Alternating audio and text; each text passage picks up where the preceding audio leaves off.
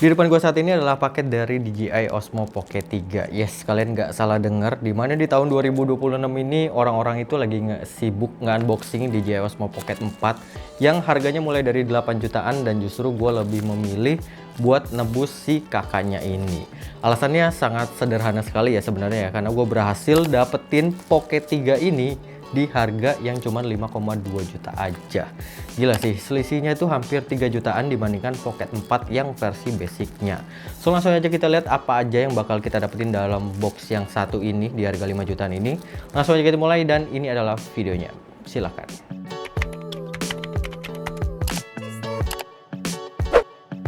Halo semuanya, balik lagi sama gue Tio Nugroho dari channel Gadget Boy ID. Oke, jadi untuk bentuk paketnya kayak gini ya. Langsung aja kita buka, ada apa aja isinya.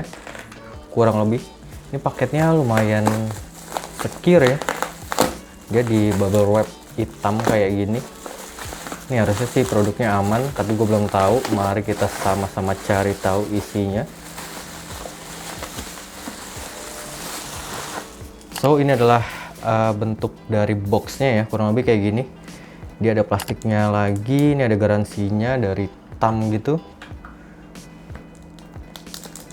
Bisa kita lepas. Ini harus disobek lagi ternyata. Dan ya jujur ini pertama kalinya gue nge-unboxing si DJI Osmo Pocket 3 ini ya. Karena waktu pertama kali dia rilis di tahun 2023, dia itu gue nggak ada ketertarikan sama sekali sama produk yang satu ini. Apalagi gue inget banget dulu hype-nya tuh bener-bener gila banget, sold out di mana-mana, barang jadi goib, harganya digoreng habis-habisan, dan FYP sosmed gue itu hampir semua ngomongin si DJI Osmo Pocket 3 ini. Dan ya finally gue nggak kepikiran sih sama sekali buat ngebeli produk yang satu ini, tapi ya udah ada di studio gue. So langsung aja kita unboxing. Dia ada kayak green peel-nya gitu ya di bagian atasnya. Jadi kita coba buka dari sebelah sini. Oke, kita bisa buka dari sebelah sini dan kita lihat bareng-bareng untuk isinya. Oke, yang pertama kita dapat si DJI-nya. Terus ini ada beberapa perintilan lagi dan udah kosong gitu doang sih ya. Dan untuk isi boxnya ya kurang lebih kayak gini ya. Ini exposure-nya agak ketinggian. Nah, kurang lebih isinya kayak gini. Dia ada beberapa selling point utama dari si DJI Osmo Pocket 3-nya. Terus di sini ada perintilannya, kita bakal dapat apa aja. Ya, kurang lebih kayak gini dong sih boxnya, simpel banget. Isinya itu kurang lebih kayak gini ya. Kita itu pertama bakal dapetin buku panduan yang lumayan banyak di sini. Kurang lebih isinya seperti ini. Udah, terus kita bakal dapat satu kotak lagi, bukanya dari sebelah sini. Isinya kurang lebih kayak gini ya. Yang pertama itu kita bakal dapetin kabel USB Type-C to USB Type-C. Terus di sini ada kayak gripnya gitu untuk si DJI-nya. Tuh, dia kayak ada grip gitu ya. Terus dalamnya lagi dia ada plastik lagi sih. Dan udah sih harusnya. Oke, di dalamnya ini dia bakal dapat strap kurang lebih kayak gini ya. Dan ini dia untuk sebuah produknya DJI Osmo Pocket 3. Gua akan coba pelan-pelan.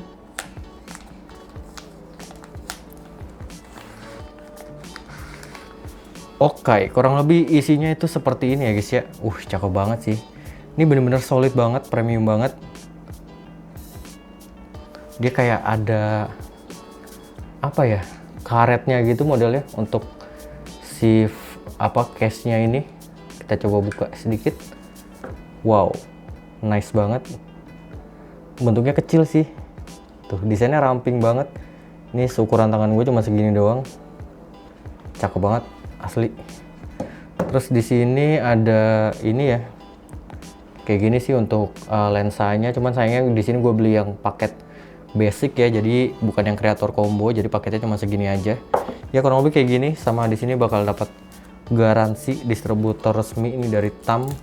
Oke, jadi untuk produknya kurang lebih kayak gini ya. Yang pertama ini ada tombol untuk nge-record mungkin ya. Terus di sini kayak ada analognya gitu. Di bagian bawah dia ada port Type-C. Di sebelah kiri dia ada slot buat micro SD-nya.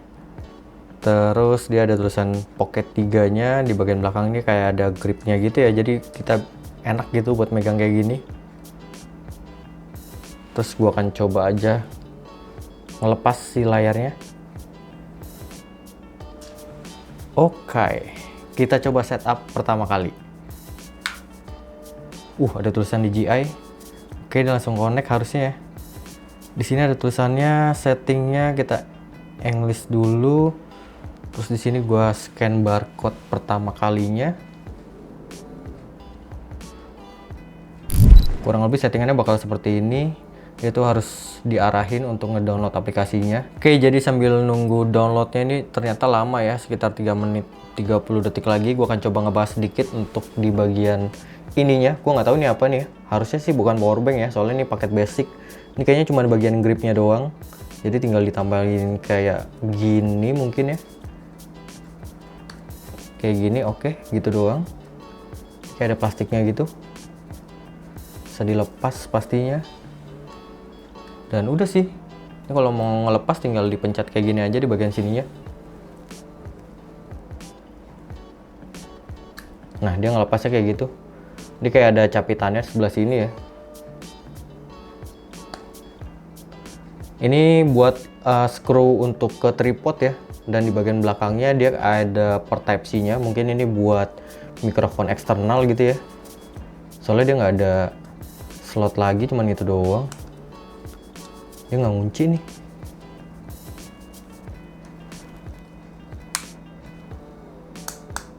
Nah, kalau kayak gini baru ngunci. Tuh dia udah ngelock, di sini udah ngelock. Ini masih download, gue tungguin aja. Oke, ini udah ke download ya, langsung aja kita buka untuk aplikasinya. Ada apa aja? Ini kita agree aja. Ini ada join project. Kita allow aja. Terus ini di allow. Ini juga di allow. Oke, ini ada beberapa settingannya. Oke, dan udah gitu doang.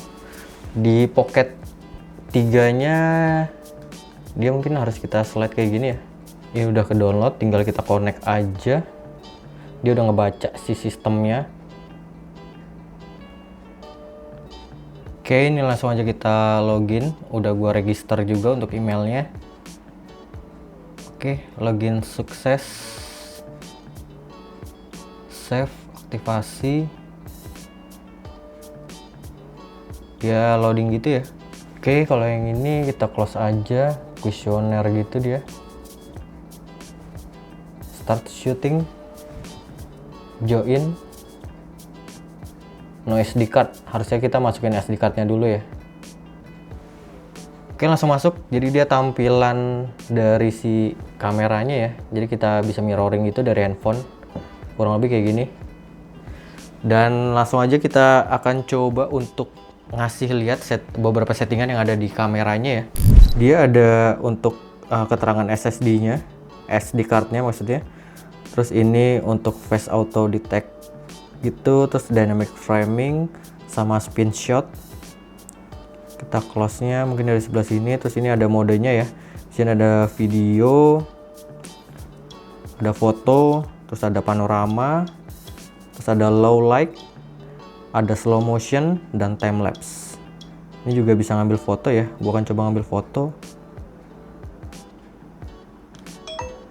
Oh, no SD card. Harus masukin SD card dulu ya. Lupa gua, nanti gue masukin deh. Di sini ada keterangan baterainya dari sebelah sini. Terus ini ada settingan untuk joysticknya ya. Jadi joysticknya itu bisa kita zoom seperti ini. Kalau tekan yang tadi, kalau kita tekan lagi, dia tuh buat gerakin si kameranya. Kurang lebih kayak gini. Sebelah sini untuk ngerotasi gimbalnya. Oke, dan ini ada beberapa settingan lagi untuk resolusinya. Oh enggak, ini untuk lensanya ya. Nah, untuk di bagian sebelah sininya kalau kita slide dari bagian atas, dia tuh ada beberapa menu ya. Yang pertama ini ada menu apa ini ya? Ini ada Creative Image, Create and Manage Custom Mode. Terus di sini ada untuk rotasi capture-nya, settingannya sebelah sini. Ini ada brightness-nya, settingannya. Ini gua turun ke 4% karena biar kelihatan. Enable atau disable FT selfie Sebelah sini ada settingannya untuk wireless mic, gimbal, startup direction. Terus di sini ada settingan untuk change shooting orientasi, untuk merubah orientasinya ya. Terus di sini ada mode rotasi speednya, ada slow, terus ada default sama ada fast. Dan ini untuk gimbal modenya. Yang pertama di sini ada follow, yang kedua ini ada tilt lock, terus yang ketiga ini ada FPV, dan yang terakhir di sini ada FPV juga nih, sama ya. Kalau kita slide dari sebelah bawah ke bagian atas, nah ini untuk ngerubah si resolusinya ya.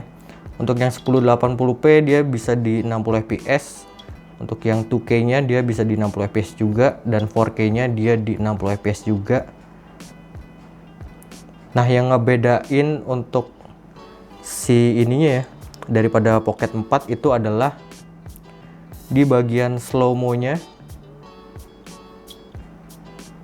Kalau kita masuk ke slow mo, untuk yang Pocket 3 ini dia tuh rekamannya cuman bisa di 4K 120 fps. Sebenarnya ini bukan cuman ya, ini udah overpower banget. Sedangkan untuk yang Pocket 4 itu di 4K 240 fps, dua kali lipatnya. Kita balik lagi ke setting video dan kita slide dari sebelah kanan. Ini ada settingan untuk glamour effect, compensation, ada off-nya, ada image adjust-nya juga. Kalau dari sebelah sini, oh ini nggak ada, dia harus masukin SD card dulu kayaknya sih untuk galerinya gitu ya, kalau kita udah ngerekam si videonya atau ngambil foto gitu. Dan kalau kita balikin lagi kayak gini, dia tuh bakal mati otomatis ya.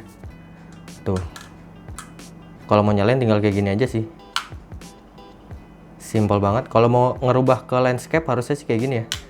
Terus kita continue. Nah ini mode, masuk mode portrait maksudnya. Nah ternyata cara ngerubah si mode portraitnya ini dia ada di sebelah sini ya. Jadi ada yang tulisannya sebelah sini. Ini modenya kenapa aku pencet. Ini tinggal kita pencet aja. Ini mode auto rotate gitu. Kalau yang tadi sebelumnya mode landscape doang, ini yang mode portrait doang, dan ini yang auto rotasi gitu. Jadi kalau misalnya kita mau ngerubah kayak gini, langsung nge-rotate otomatis ya. Ini landscape-nya dan ini portraitnya. Tuh kayak gini kurang lebih. Wih cakep banget sih hasilnya. Langsung ngerubah ke kamera belakang, wih bisa banget, cepet banget. Ini untuk zoom cepet ya, tuh ganti-ganti lensa cepet, langsung zoom otomatis. Oke, mungkin settingannya cuman kayak gitu doang sih. Langsung aja gua akan coba sedikit masukin SD cardnya dulu mungkin ya. Oke, di sini gua udah nemu SD cardnya. Di sini gua pakai Samsung yang 512 GB. Gua pakai yang tipe Evo Plus A2 V30. Semoga bisa ya. Ini seharusnya sih untuk Steam Deck. Tapi gua akan coba untuk si DJI Osmo Pocket 3 ini, dan cara pasangnya tinggal kayak gini. Dia posisinya kebalik gitu. Semoga kebaca.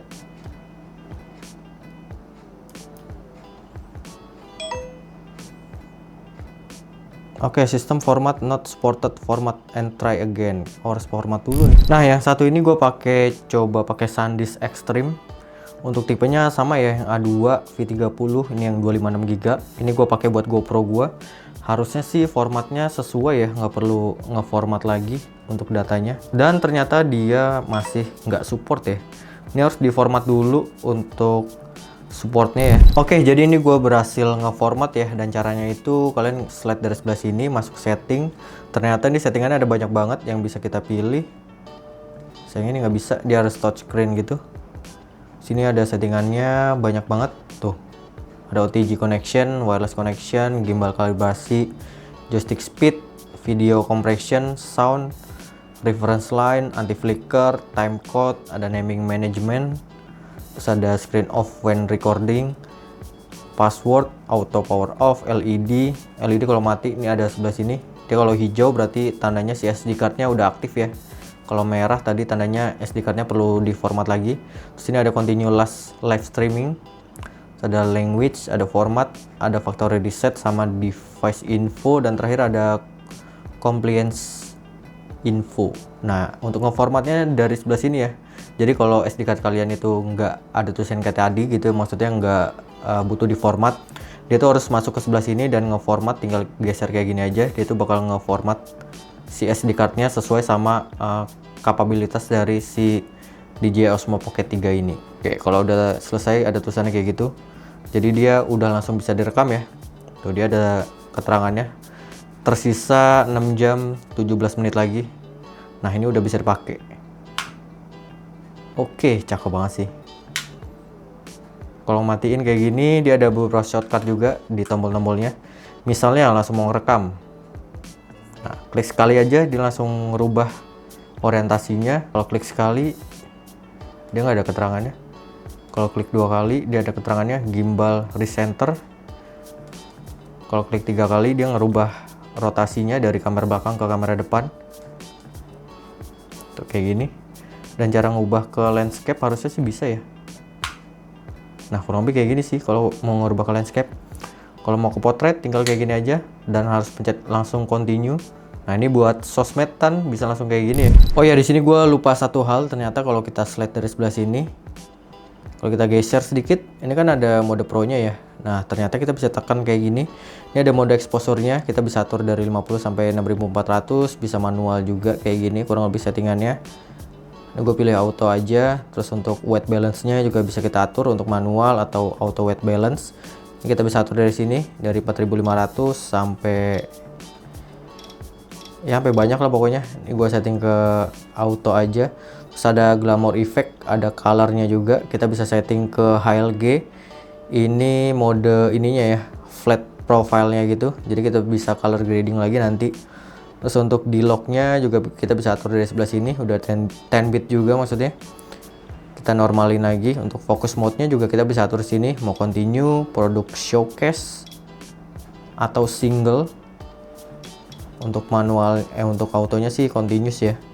Terus untuk breeding compensation-nya kita bisa atur dari sini, cuman ini gua nggak tahu untuk apa ya. Terus untuk ini ada color adjustment, sharpness-nya kita bisa atur, untuk noise reduction-nya juga kita bisa atur dari sebelah sini, Pak. Terus ini untuk settingan audionya ya. Ini ada channelnya, ada stereo, mono. Terus ada noise reduction-nya kita bisa atur untuk off atau on. Terus ada directional audionya kita bisa atur untuk dari depan sama belakang atau keduanya. Tuh, kurang lebih kayak gini. Dan gua akan coba konekin sedikit sama si mikrofon eksternal gua, karena gua beli yang versi basicnya, jadi gua nggak dapat mikrofon eksternal ya. Jadi gua pakai yang punya gua aja, yang gua punya. Ini gua akan coba konekin apakah bisa atau enggak. Harusnya sih bisa ya. Dia port Type-C-nya dia ada di sebelah sini. Kita colokin aja. Tampilannya kurang lebih kayak gini ya. Agak kurang enak gitu buat dilihat. Dipegangnya juga nggak enak. Gimbal endpoint reacted. Oh, ini audionya ya. Tuh dia ada kayak ijo-ijonya gitu. Tuh, dia ada volume audionya tuh dari sebelah sini. Jadi kita bisa monitoring audionya dari atas sebelah sini, dan ternyata dia udah terkonek ya. Ini gue pakai Saramonic Air, dia udah terkonek kayak gini. Dan ternyata dia bisa pakai mikrofon eksternal ya. Caranya tinggal colok aja di bagian port USB Type-C-nya dari sebelah sini. Dia nggak pakai TRS ya, tapi pakai port USB Type-C. Ini udah bisa langsung dipakai untuk mikrofon eksternalnya, jadi harusnya sih aman ya buat konten gitu ya. Oke, jadi inilah contoh perekaman untuk video 4K 60 fps dan hasilnya kurang lebih kayak gini ya. Ini ada di kondisi low light, cuman untuk pencahayaannya ini sedikit proper ya, karena gue di sini pakai lighting softbox dari sebelah sini. Harusnya sih cahaya yang masuk itu udah bagus ya, dan hasilnya kurang lebih kayak gini.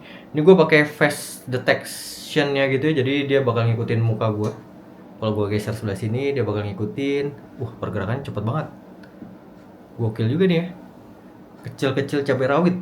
Kurang lebih hasilnya kayak gini. Ini kalau backlight-nya, dia masih, muka gue tuh masih terekspos dengan baik. Terus lampunya juga masih kelihatan jelas ya. Jadi untuk secara dynamic range ini udah sangat-sangat lebih dari cukup. Mantap banget sih ini hasilnya. Gokil juga ya. Wow. Oke, sedangkan ini yang 1080p 60 fps hasilnya sih kurang lebih kayak gini ya. Kayak sama aja, cuman kualitas videonya tuh lebih detail yang 4K-nya tadi. Ini muka gue nggak auto fast tracking gitu. Jadi kalau gue geser sebelah sini dia nggak bakal ngikutin. Gue lupa settingannya dari mana, tapi dia kayak otomatis gitu tadi pas nge-fast tracking.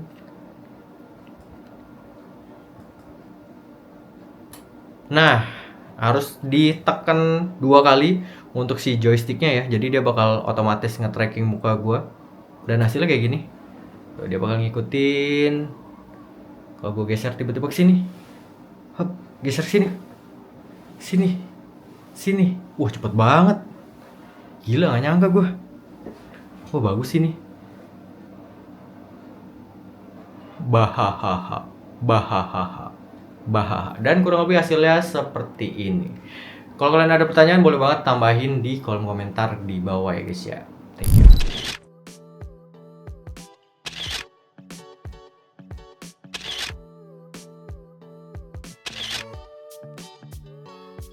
Oke, jadi itu tadi video unboxing dan pengetesan video singkat soal DJI Osmo Pocket 3 ini.